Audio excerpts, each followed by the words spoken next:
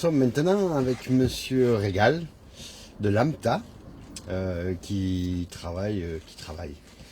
est président d'une association qui est l'AMTA, qui œuvre autour de l'histoire de la tauromachie, et ils ont beaucoup de projets dont il va nous parler, de créer un musée un peu des cultures taurines au pays d'Arles, sur Arles, car ça n'existe pas, ce qu'il me disait. Donc c'était intéressant d'essayer de créer ça. Donc il y a quelques projets qui sont en cours, notamment le leur, et il va nous en parler.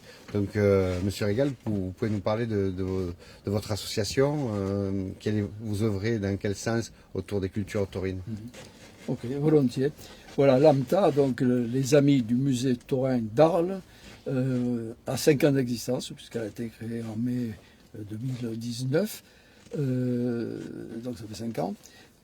C'est une association dont l'objet est d'aider, de stimuler même, de créer un musée ou un centre d'interprétation autour du taureau d'Arles, du pays d'Arles, du taureau aussi bien camarguais que le taureau espagnol. D'ailleurs, notre logo, c'est un taureau qui a été dessiné par Éric Roland Belagamba, un peintre arlésien, avec une corde d'un côté espagnol, disons, et de l'autre côté une corde camarguaise. Ça fait une asymétrie, mais c'est le symbole de notre association. Donc l'objet, c'est ça, c'est de mettre en place sur Arles une structure qui devrait exister, parce qu'on a la même chose à Nîmes avec le musée des cultures taurines, la même chose à Béziers, et Arles quand même n'a rien, donc c'est pas possible, alors que le taureau apporte beaucoup de choses à la ville, qui n'est pas une structure en l'honneur du taureau. Du taureau, je viens de vous le dire, aussi bien le versant camarguais que le versant espagnol, ce n'est pas uniquement la corrida. Voilà, Arles est situé géographiquement entre la Camargue et la Crau, pays d'élevage. Arles a des toreros, Arles a des raseteurs, Arles a des artistes connus, ne serait-ce que Lucien Clerc, pour en citer un, qui ont œuvré sur le taureau. Voilà, donc notre idée c'est ça, c'est qu'il faudrait qu'Arles ait un musée.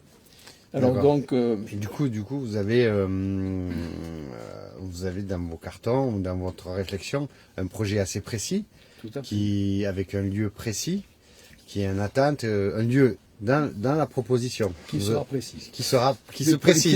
Qui ne l'est pas pour l'instant, mais qui se précise. Oui. Donc, est-ce que vous pouvez rapidement décrire ce projet? Oui, bien sûr, nous nous sommes rapprochés, parce que nous avons notre cotisation qui est de 15 €, ne permet pas de créer quelque chose, bien sûr. Dont nous nous sommes rapprochés donc, des politiques. Dans un premier temps, puisqu'entre-temps il y a eu une élection, dans un premier temps auprès de M. Hervé Scavietti, qui lui proposait un bâtiment qui était bien placé sur le rond-point des Arènes, où il y a eu rencontre de la photographie. Voilà. Et ensuite, M. De Carolis, intéressé tout autant que M. Scavietti à ce projet-là, a lui une vue plus ambitieuse ou plus d'ensemble, disons.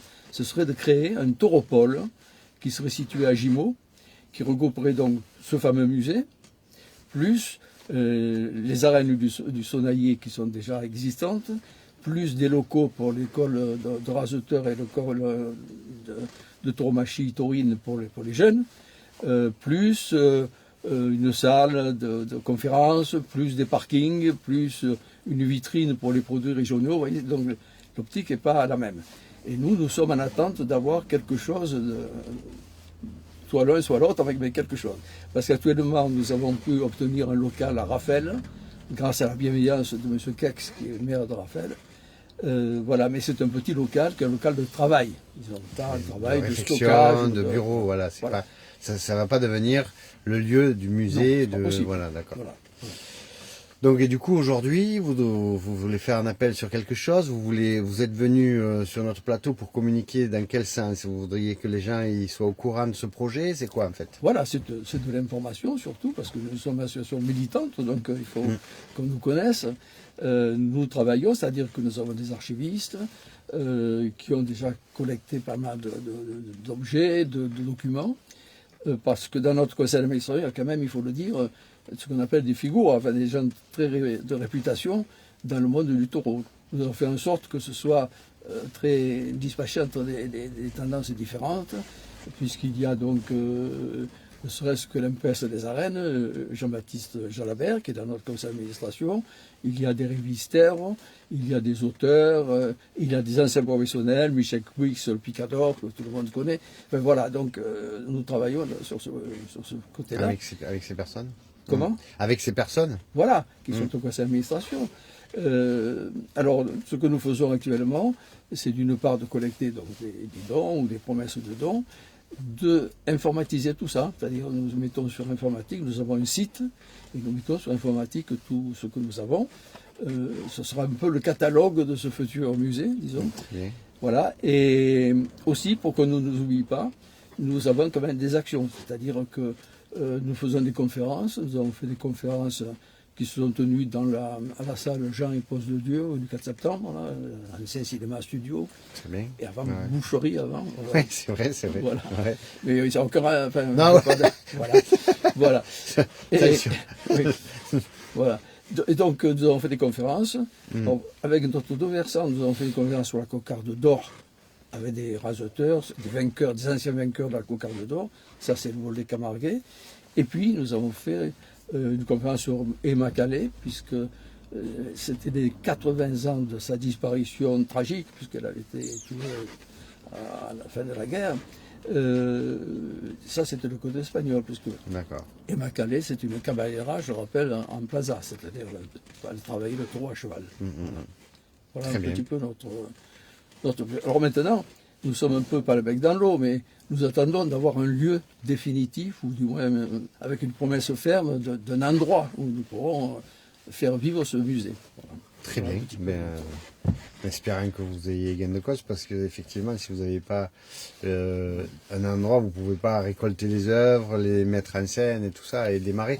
Mais bon, de toute façon, il faudra travailler avec des professionnels, c'est-à-dire des gens qui connaissent la muséographie, des architectes pour rénover des locaux s'il faut les rénover, etc. Nous ne pouvons pas tout faire, nous, nous sommes simplement... Mais, alors, je pense que vous avez quand même pas mal de musées où il y a des personnes, que ce soit du côté contemporain ou du côté historique, il y a quand même des gens qui sont capables de vous aiguiller à ce propos. On est un pays où il y a pas mal de musées. Alors il a été créé un comité scientifique, dit scientifique, qui sera là pour un peu orienter les choses, pour faire, pour surtout donner des informations sur l'histoire, etc. Donc, tout à fait. Voilà. Mais écoutez, merci beaucoup d'être venu pour nous énoncer votre projet de musée sur les cultures taurines. Et puis, je vous dis bonne chance, bonne continuation. Et puis à très bientôt. Merci. Et si jamais vous avez des nouvelles ou quoi, n'hésitez pas à nous contacter pour qu'on puisse nous communiquer. Et vous pouvez aller, les auditeurs peuvent aller sur notre site, les amis du musée taurin d'Arles, pour avoir des informations supplémentaires et des détails. Très bien. Merci beaucoup. C'est moi qui vous remercie.